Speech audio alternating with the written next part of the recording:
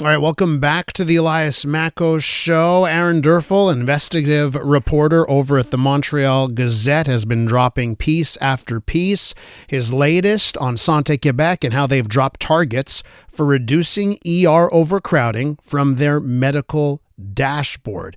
That has already forced Santé Québec to respond to the piece. Let's welcome Aaron back onto the program. Aaron, thanks for coming on today. Good morning, Elias. Give our listeners here the gist of your piece if they haven't read it already in the Gazette. Okay, so I've been writing about how Santé Québec, since it took over this dashboard, which people can view, that shows whether progress is being made in reducing ER overcrowding, that some of the targets were removed that used to be available when the health ministry managed the dashboard, and that some of the indicators were also removed.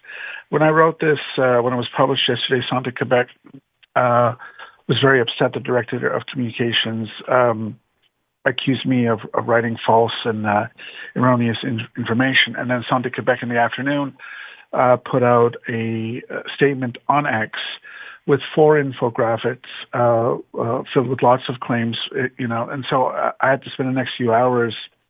I produced a 25-tweet thread, basically taking apart what they wrote. It unfortunately was full of misdirection. I guess the strongest validation of my reporting is that they announced they're reinstating one of the indicators that they had previously removed. Let me just ask you how you feel there. So I'm looking at what Santé Québec sent out, right? And their first thing, and they put it in bold, their emphasis, cette affirmation est fausse. It's false, and they're calling your work false. I just want to know how that feels when you see them, fight back in such a manner. Well, I look, if my reporting is going to be hard hitting as it is, I have to be prepared to defend it, and so it almost comes with the territory, and so I'm used to this. It is. It is at times a bit nerve-wracking because you have to go through everything very carefully. But for example, when they say that they claim that I had written that this indicator on stays on stretchers in ERs was removed. That's not what I wrote. What I wrote was that the target to reduce such stays to 0%, that target was removed. And I showed screenshots. So, their Twitter, those infographics are full of that kind of misdirection, unfortunately, where they're accusing me of writing X when I wrote A or Y. And so I had to just go through every claim that they made to point out that that's not the case. And in fact, there's a target missing on their dashboard for this year. It's nowhere to be found, but and for the first time on their in their Twitter response, they included that target for this year. So there's just, unfortunately, it raises questions about a lack of transparency, which has sort of been the point of this reporting. If some of these indicators, which are measuring the extent of ER overcrowding, if they're gone and the targets are gone, how can then the public is kept in the dark? How can we know whether we're making progress or not? And is Santé Québec doing this to make itself look good? Because it's just been doing what it's doing for a year now, and it's under pressure to produce results. We're with Aaron Derfel from the Montreal Gazette talking about his recent reporting. So, when you've asked them, hey, why are you releasing less information? Santé Québec responds saying, well, actually, we're releasing more information to the public. Well, which one is it, Aaron? They're releasing less information. There's no doubt that they're releasing less information. And because I had followed this for years. Look, I've been on the beat on this medical beat since 1998. And I've been following this data very, very closely for years, and I've taken screenshots. So I have an archive, so I can know, what's happening. And when I looked at the latest dashboard, I was absolutely stunned. Now, I was almost disbelieving myself. So I spoke to a source in the field, a prominent ER specialist. And that ER specialist said, yes, they're taking away the information. The ER specialist says, I don't know where they're going with this.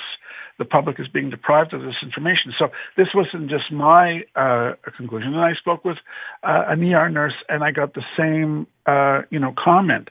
So this is, what I'm basing my reporting on are archival documentation, the current documentation, and interviews with people who are in the field who are following this. This is not something I just dreamed up. It's solid reporting. And let me ask you if you believe, where is this coming from? Is this coming from the health minister? Is this coming from the head of Santé Québec? It's top down. Where do you think these directives are coming from? I think that Santé Québec has taken control of the system and wants to put its stamp on things. There's been a high turnover at Santé Québec. They've had a very short time to hit the ground running, and so there have been mistakes along the way. The fact that they announced yesterday that they're going to be adding this indicator, not adding it, like that makes it seem like it's something that's new. No, the fact that they're reinstating it suggests that they've made some mistakes along the way. So I don't know who at Santé Québec is responsible for this, but again, it just raises questions about a lack of transparency, because the former health minister, he added all kinds of information on the dashboard, and I credited him, when he was health minister and afterward, on this point. He said even if the stats were going to be bad, they should be made public. Yeah, and those days are long gone, it seems, the Christian Dubé healthcare days.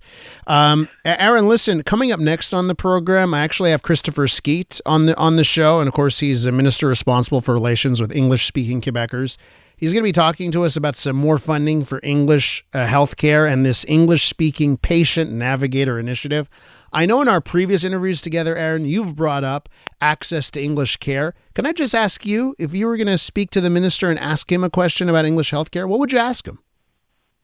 I think the first question would be, why isn't English available on Santé Québec's website? There's very, very little.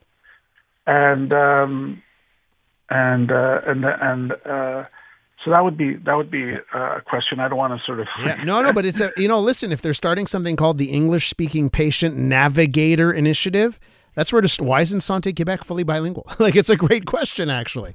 Aaron, thanks for your insight. I'll direct all of our listeners to the Gazette website where they can read your series of pieces here on this. Thanks so much.